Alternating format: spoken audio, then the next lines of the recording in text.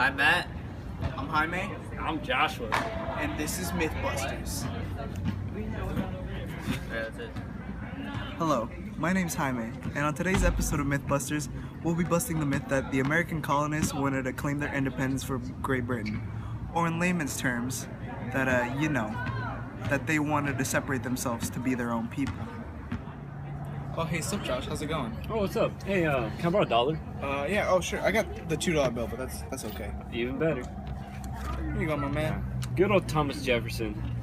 Aren't you glad that, the colonists, they went ahead and wanted to stray away from Great Britain? Oh, see, well, actually, my man, that's just a myth that's commonly known around America. The colonists actually loved Britain. The rich landowners in the colonies would send their sons over to Britain to get educated, and even so, they loved British things. They tried to dress like British people, they ate British food, and they drank British tea. They imported it to the colonies. Damn, this place is really dirty. I should really send a letter to the manager, tell him to clean it up. But speaking of letters, the Olive Branch Petition was a letter sent to Great Britain, adopted by the Second Continental Congress in 1775. The Olive Branch Petition basically stated that, as I was saying, the Olive Branch Petition was made by the Second Continental Congress in 1775 and sent to Great Britain to specifically King George to tell him that the 13 colonies were trying to prevent a full-on war with Britain. The colonists still loved everything British and wanted to remain a part of Britain. They just had a problem with Parliament. Parliament was what they hated in Great Britain. They didn't want to separate from Great Britain. Hello, my name's Janet, and welcome to today's PTA meeting. Today we'll be discussing the bake sale. So today here, I'll just start off with a roll call. We'll have Amy. There's no one else. Hey, shut up! We'll have Johnny. We'll have Kim. We'll have Kimmy with an E, and a Y, and a 2. And then moving on, Josh. I'm here. Oh, hello. Hi. All right.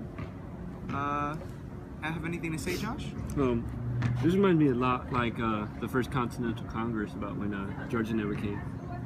Oh, really? That sounds interesting. Why didn't they go? Because they loved Great Britain and they were very loyal, and they didn't agree on what the other colonies were trying to do.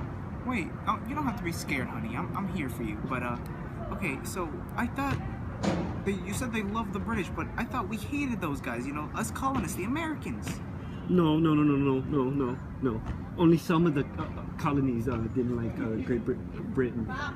Gee willikers, why is that?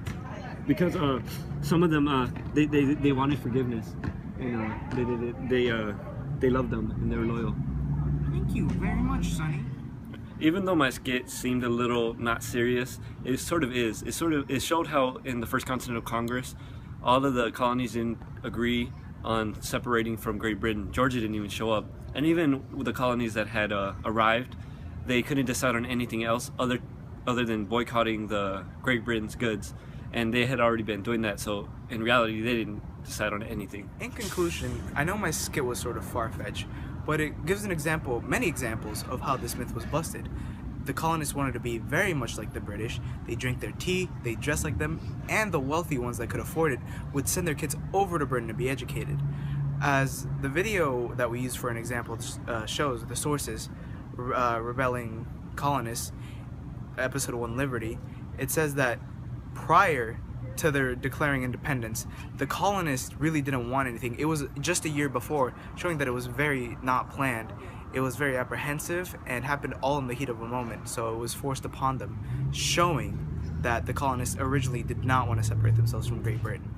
So, in conclusion, all the evidence we presented, whether it be the Olive Branch Petition, from them sending a letter to Great Britain pleading for their ability to stay loyal to their homeland, or them sending their children all the way to Great Britain to get more educated because they thought the British were the hierarchy of education and they wanted the best for their children, or whether it be the First Continental Congress with not all 13 colonies being there, This really shows why the colonists didn't want to be independent from Great Britain. If anything, they wanted to be British. They wanted to be British with everything.